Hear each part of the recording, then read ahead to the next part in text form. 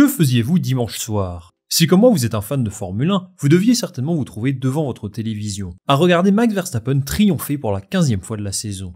Si vous êtes fan de Mercedes, vous pouviez également aller vous coucher avec l'esprit tranquille. Lewis Hamilton n'est pas passé loin de la victoire, mais sa deuxième place sur le podium était tout de même un joli cadeau de consolation. Mais tout comme moi, j'imagine la surprise que vous avez dû avoir en vous réveillant.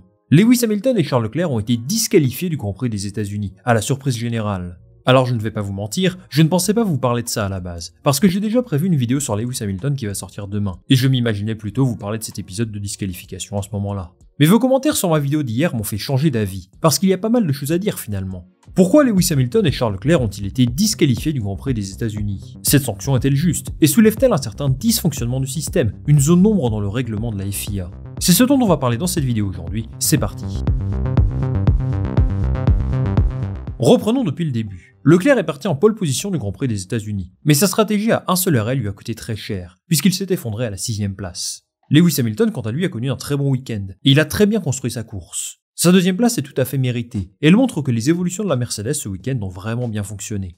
Sauf que tous ces efforts ont été réduits à néant par un communiqué de la FIA quelques heures après la fin de la course. Celui-ci annonce la disqualification d'Hamilton et de Leclerc, et l'élément en cause est assez peu courant. La planche de leur monoplace a été jugée comme trop usée. Alors cette planche en bois est située en dessous de la monoplace, et elle n'est pas toute neuve. Elle est apparue il y a 30 ans, et elle permet de contrôler la hauteur de la monoplace, s'assurer qu'elle ne soit pas trop proche du sol. Si celle-ci l'est, cela peut offrir un vrai avantage en termes de performance, puisque ça permet d'augmenter la force d'appui générée par le plancher, ce qui est évidemment un atout de poids vu l'importance de l'effet de sol aujourd'hui. À la fin de la course à Austin, la FIA a contrôlé 4 parties de la planche, ou les patins si vous préférez, pour être certain qu'elle respecte les règles. C'est ici que Lewis Hamilton et Charles Leclerc sont en faute, comme nous indique le communiqué de la FIA. On va le regarder ensemble. Les monoplaces 16 et 44 n'étaient pas conformes à l'article 3.5.9 du règlement technique. L'épaisseur de l'ensemble de la planche, mesurée normalement à la surface intérieure, doit être de 10 mm, avec une marge d'erreur de plus ou moins 0,2 mm. Une épaisseur minimale de 9 mm sera acceptée en raison de l'usure, et la conformité à cette disposition sera vérifiée à la périphérie des trous désignés. Les trous désignés, ça veut dire les patins dont je vous parlais à l'instant. Et pour faire simple, ça signifie que les planches de la Ferrari et de la Mercedes n'ont pas respecté l'épaisseur minimale imposée par la FIA. Alors vous allez me dire, comment est-ce possible? Surtout qu'on parle d'une règle vieille de 30 ans là, et que des pilotes disqualifiés à cause de ça, eh bien c'est très rare. Il y a plusieurs explications à ça, et la première chose à mettre en avant, c'est le circuit et la configuration du week-end.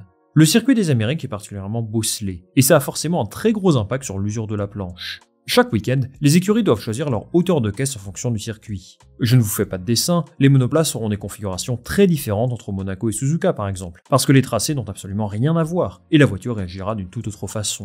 À Austin, le problème, c'est surtout le format de week-end. Il n'y a eu qu'une seule séance d'essai libre, et surtout une course sprint. D'une part, ça n'a pas permis aux écuries de se préparer convenablement, de tester différentes configurations qui auraient pu éviter une disqualification. Et d'autre part, la course sprint du samedi a clairement été un gros inconvénient. En format sprint, les règles du parc fermé entrent en vigueur après la seule heure d'essai libre du vendredi après-midi. Dès le début des qualifications le vendredi, les réglages de la voiture ne pouvaient pas être modifiés, ou alors cela signifiait un départ de la voie des stands. Quand on part en haut de la grille, c'est évidemment une solution qu'on n'envisage pas. Par contre, Haas et Aston Martin ont fait ce choix-là, eux, parce qu'ils n'avaient pas grand-chose à perdre. Si l'on s'était retrouvé dans un format de week-end classique, on peut assumer que Ferrari et Mercedes auraient compris que le niveau d'usure sur la planche était trop élevé après 3 séances d'essai libre, et qu'ils auraient donc décidé d'augmenter la hauteur de caisse en conséquence. Hamilton, Leclerc et tous les autres se sont donc retrouvés sur un circuit bosselé pendant 56 tours, où il y avait beaucoup de vent, plus que le vendredi, et ça les a donc amenés à dépasser la limite établie par la FIA.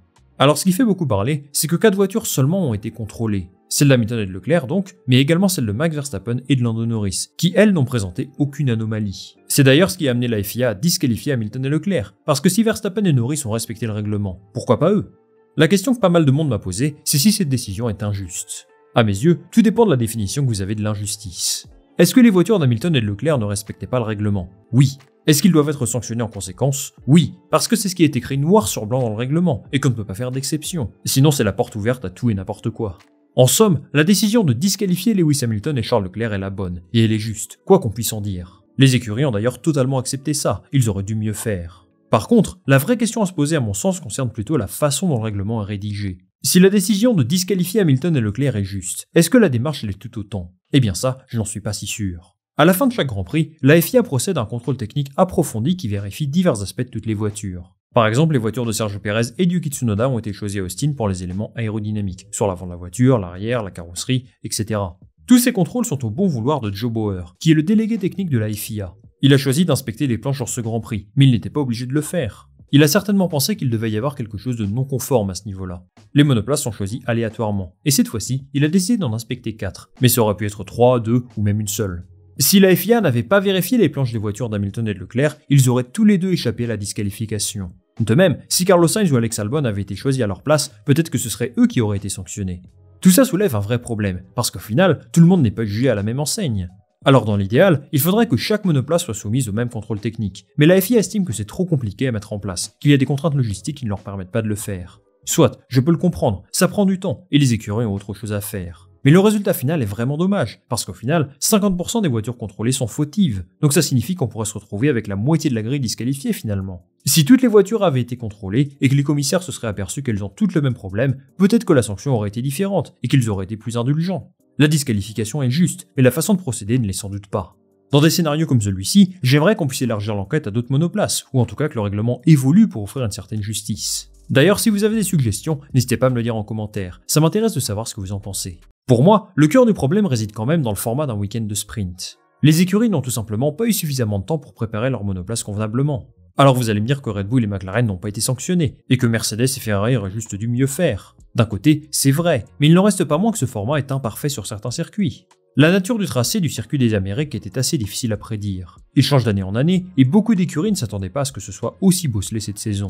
Avec 3 heures d'essai libre, c'est sûr qu'ils auraient su quel changement apporter. Et ce problème n'est même pas illustré par Leclerc et Hamilton, mais plutôt par Aston Martin et Haas. Eux ont choisi de partir directement depuis la voie des stands, pour pouvoir changer certains éléments de la monoplace. Et quand 4 pilotes décident de faire ça, eh bien ça montre qu'il y a un gros problème. Ça enlève un certain intérêt à la qualification en quelque sorte, en tout cas pour un quart de la grille. La solution, dans un week-end de course au sprint, ce serait peut-être de laisser les écuries réaliser quelques ajustements supplémentaires en dehors du parc fermé, juste avant la course, et sous le contrôle des commissaires de la FIA bien entendu. Je ne sais pas, une petite demi-heure pour augmenter la hauteur de caisse par exemple, ça aurait pu résoudre pas mal de problèmes. Dans des scénarios exceptionnels comme celui-ci, on peut aussi imaginer que la FIA décide de rajouter 1 ou 2 séances d'essai libre, pour aider les écuries à mieux comprendre le tracé. J'avoue que c'est difficile de l'imaginer, mais c'est quelque chose que j'aimerais voir à l'étude. Quoi qu'il en soit, Hamilton et Leclerc ne récupéreront pas leurs points perdus à Austin, et c'est la décision la plus logique. Mais ce qu'on a vu ce week-end montre les faiblesses du règlement, et j'espère que cette expérience permettra d'avancer dans le bon sens. Merci les amis d'être restés jusqu'au bout de cette vidéo. Dites-moi en commentaire ce que vous avez pensé des disqualifications d'Hamilton et de Charles Leclerc, si vous pensez que le règlement doit évoluer, ou au contraire, si la façon de faire est bonne aujourd'hui, moi je lirai tout ça avec attention. Si vous avez aimé cette vidéo, je vous invite à la liker, à la partager autour de vous, et bien sûr à vous abonner. Ça me donne énormément de motivation et de visibilité, c'est gratuit, donc n'hésitez pas. On va se retrouver très rapidement pour une nouvelle vidéo. Salut, à la prochaine.